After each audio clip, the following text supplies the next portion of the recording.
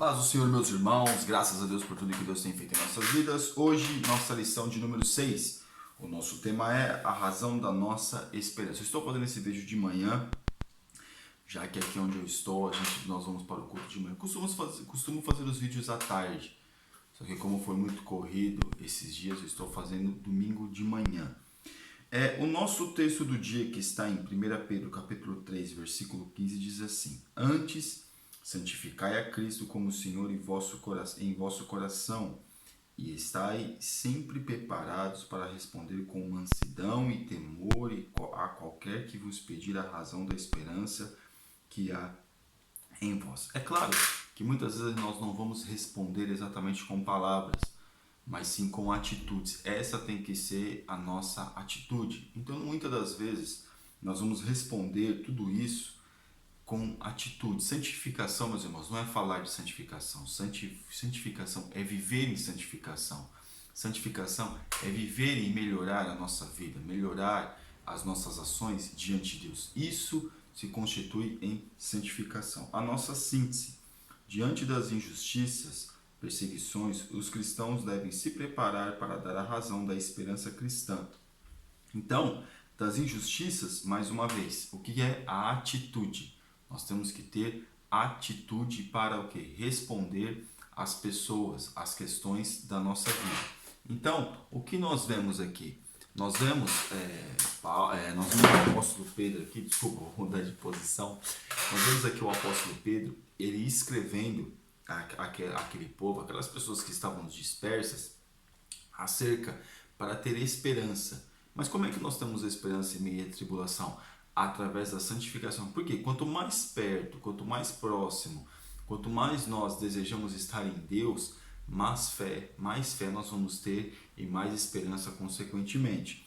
O nosso texto bíblico está em 1 Pedro, capítulo 3, versículo 8 ao 17, e capítulo 4, versículo 1 e 2, e 1 Pedro, capítulo 3, diz assim: E finalmente sede todos de um mesmo sentimento, compassivos, amando os irmãos, entranhavelmente misericordiosos e afáveis. Então todos eles deviam estar no mesmo sentimento, no mesmo desejo, amar uns aos outros. Infelizmente hoje na igreja não tem mais isso, não tem essa questão de amar, eu amo a mim mesmo, porque os hinos falam eu, então fica essa questão de só para mim.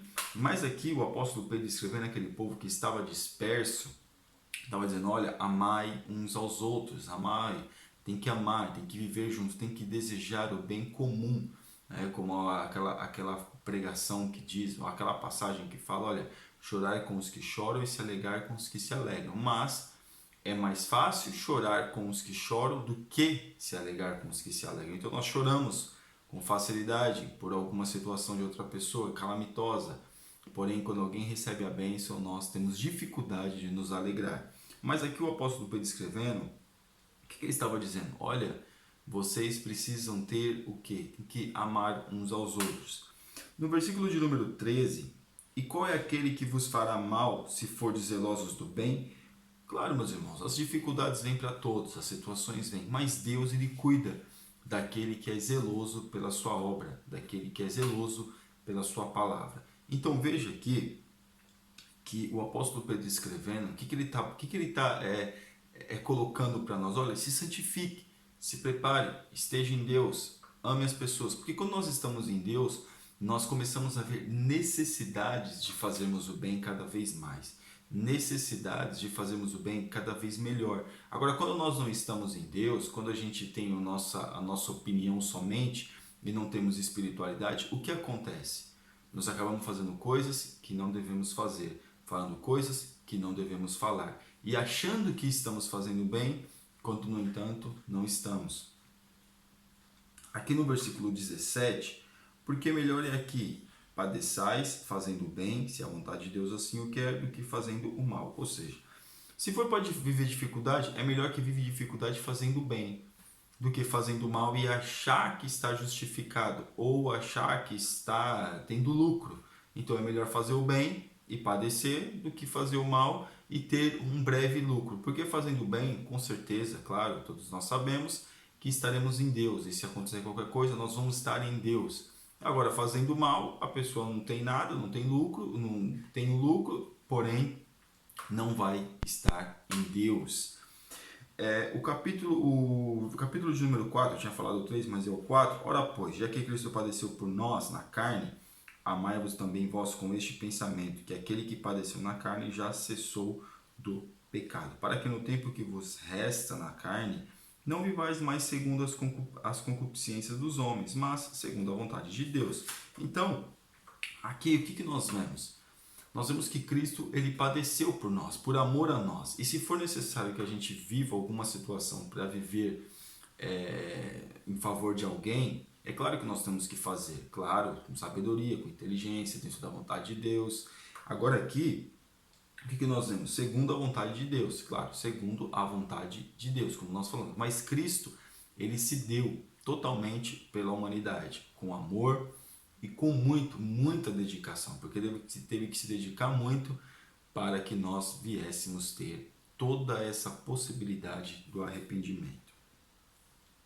A nossa introdução. A questão do sofrimento é tão antiga quanto a história da humanidade. Por que sofremos? É uma pergunta perturbadora que leva o homem a questionar vários aspectos da vida, inclusive a existência de Deus. Nesta lição veremos que a conduta reta e virtuosa, apesar de prevenir uma série de infortúnios, não isenta o cristão do sofrimento. Então aqui nós vemos que nós estamos sujeitos ao sofrimento, estamos sujeitos às situações, estamos sujeitos às questões da vida. O sol ele nasce para o ímpio, nasce para o justo, a chuva cai na cabeça do ímpio, cai na cabeça do justo, cai na plantação do ímpio, cai na plantação do justo. Claro, agora, a diferença é, quando as coisas não acontecem do nosso jeito, ou nós não temos aquilo que nós achamos que precisamos, nós temos o consolo do Espírito Santo, coisa que o ímpio não tem. Nós temos o consolo mediante o sofrimento, nós temos esperança mediante as dificuldades. O ímpio não tem isso. Aqui no tópico 1, as qualidades da vida cristã, unidade cristã. Então, o que o apóstolo Paulo está dizendo? Olha, sejam unidos. Nós temos que viver em unidade. E o inimigo ele tem trabalhado muito hoje, no meio das igrejas, na desunião. As pessoas estão desunidas, as pessoas não querem saber de se unir um ao outro. Então, hoje nós vemos essas dificuldades, essas brigas, essas situações. Então, hoje as pessoas estão desunidas. Mas Cristo chama o quê? Para nós nos unirmos em oração. O problema do meu irmão é o meu problema também. Orar uns pelos outros. Isso tem se perdido muito. Então hoje nós temos que ter essa consciência de orarmos uns pelos outros, desejarmos o bem para muitas pessoas ou para todos, e fazermos o bem uns para com os outros. Porque aqui no 2, simpatia e perdão. Outra qualidade do comportamento genuinamente cristão é a simpatia. Claro, meus irmãos, não é ser falso, é ser simpático, é ser educado. E quando se fala de perdão, quando nós estamos unidos uns com os outros, nós perdoamos com facilidade. Nós queremos que as pessoas venham a alcançar o perdão. Queremos que as pessoas venham a estar perdoadas. Tanto diante de Deus, quando a gente fala acerca do reino de Deus, quanto nós perdoamos também. Porque onde existem pessoas, existem discordâncias, existem situações que acabam entristecendo. Então aqui o que nós vemos? Perdoar. Perdoar é essencial para o cristão. Perdoar é regra para o cristão. E aqui no 3, guardando a língua. Esse é muito complicado. Guardando a língua. O que é guardar a língua? Falar menos. Quando a gente tem vontade de dizer alguma coisa, é melhor que não diga nada. Principalmente para determinadas pessoas. É melhor que nós não dizemos nada para as pessoas, principalmente para aquelas que a gente sabe que são de jeito, ou a nós mesmos. Nós somos o problema. Por quê? Porque a gente fala demais, a gente diz coisas que não deveríamos dizer, falamos coisas que não deveríamos falar. Irmão, infelizmente nós temos esse problema. E não adianta dizer que aquele fala demais, somos nós falamos demais. Nós comentamos da vida da pessoa, da vida alheia demais. Nós falamos acerca da vida das pessoas demais. Então, aqui, o que o apóstolo Pedro aqui está falando? Olha, nós entendemos nesse tópico aqui, guardando a língua. Tiago vai falar acerca da língua, guardar a língua. O importante é, se a gente quer ter uma unidade, se nós queremos ter perdão no meio da igreja, o que nós temos que fazer? Guardar, fazer a nossa parte, guardar a nossa língua. Isso é uma das coisas que nós temos que fazer. Tópico 2, a questão do sofrimento, o sofrimento do justo. O justo sofre mesmo, irmãos, não tem jeito. O justo sofre para Deus moldar, o justo sofre quando faz situações, quando pratica situações, ele sofre porque ele sente a necessidade do arrependimento, ele sente que ele pecou contra Deus, então ele sofre. Infelizmente por isso, porque ele sente o pecado, ele sente que errou. E assim ele sofre porque Deus prepara, porque Deus para uma obra, ou Deus permite situações para provar a sua fé. Isso, meus irmãos, o justo sofre. As situações do justo, ele sofre. Ah, mas o irmão da igreja não passa por nenhuma situação. Quem disse que não? Nós não sabemos da vida das pessoas. Sabemos sim que Deus, quando ele prova o justo, ele prova mesmo. Então nós temos que ter essa consciência, que nós seremos provados, que nós passaremos por dificuldades e situações. Mas Deus sempre estará conosco, através do seu Espírito Santo nos consolando. Essa é a diferença. O problema do sofrimento. O problema do sofrimento, meus irmãos, é quando as pessoas começam a nos acusar, assim como aconteceu com Jó. Olha, por que você sofre, né? Porque está sofrendo porque roubou das viúvas. Ele começou a questionar o seu sofrimento, os seus amigos também começaram a questionar, a sua esposa questionou o seu sofrimento. Muitas das vezes, ao que parece, nós sofremos sem causa. Mas para Deus não existe sofrer sem causa. O que para Deus existe é um propósito. Então Deus tem um propósito. Claro, tem situações que as pessoas procuram para dar sofrimento, para passar prova, para viver dificuldade. E tem outras que são coisas naturais da vida que Deus vai permitir. Então aqui nós vemos o quê? Deus permitindo a dificuldade. Para quê? Para nos ensinar, para nos ajudar, para nos moldar, para que nós venhamos ser o quê? Pessoas melhores. Então Deus ele permite situações na nossa vida para nós venhamos ter, para que nós venhamos ser pessoas melhores. O 3, Deus sabe que sofremos. Irmãos, claro que Deus sabe, né? Além de responder intelectualmente ao problema do mal presente do mundo, a fé cristã oferece consolação na tormenta. Irmão, Deus sabe que sofremos. É claro que Ele sabe. Ele conhece a nossa vida, Ele conhece a nossa dor. Ele sabe o que está dentro de nós. E para Ele não tem nada oculto. Nós passamos por dificuldades, nós sofremos. E Deus sabe, porque é Ele que permite isso. É Ele que permite as dificuldades na nossa vida. 3. A defesa da nossa esperança. Em seguida, Pedro fornece uns conselhos mais primorosos do Novo Testamento, no qual enfatiza o segredo para o povo de Deus enfrentar a perseguição e responder aos ataques contra a fé, preparados para responder. Diante da hostilidade, a primeira e mais importante atitude do cristão é santificar a Cristo em seu coração. Santificar a Cristo, como nós falamos no começo, não é falar de santificação, não. É verdadeiramente se separar, se santificar, buscar a Deus, estar na presença de Deus e melhorar a vida diante de Deus. Isso é santificar. A apologética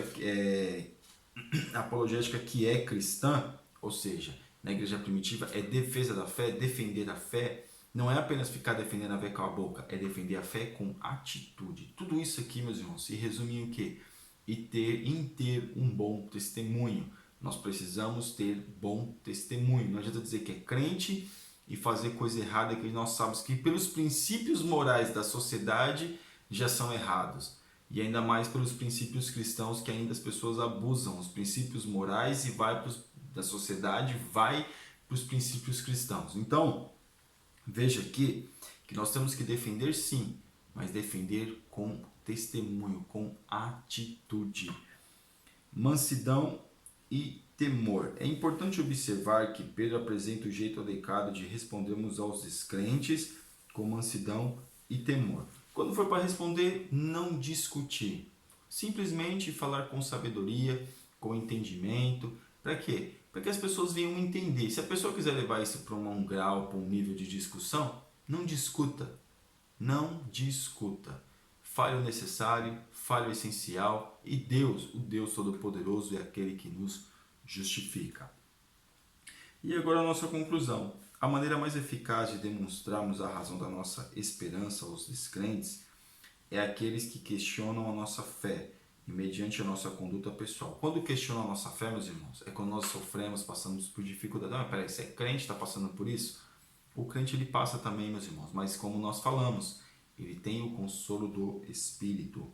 Argumentos teóricos e teológicos são importantes, mas a menos que sejam corroborados pelo nosso testemunho de vida e no poder do Espírito, não passarão de palavras vazias.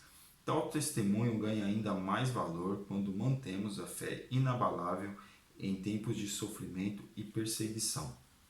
Então nós temos que manter a nossa fé inabalável. Nós somos perseguidos sim, a nossa consciência. Se você for um pouquinho mais crente do que os outros dentro da igreja, você vai ser perseguido. Olha lá o santarrão, olha lá o crentão, e vão colocar várias situações. Então seja crente, seja fiel a Deus e busque a Deus. Faça aquilo que Deus mandou. Vamos fazer aquilo que Deus mandou, nós fazemos. Amém? Que Deus abençoe os irmãos. Você ainda que não é assinante do nosso canal está convidadíssimo a assinar. Que Deus te abençoe em nome de Jesus.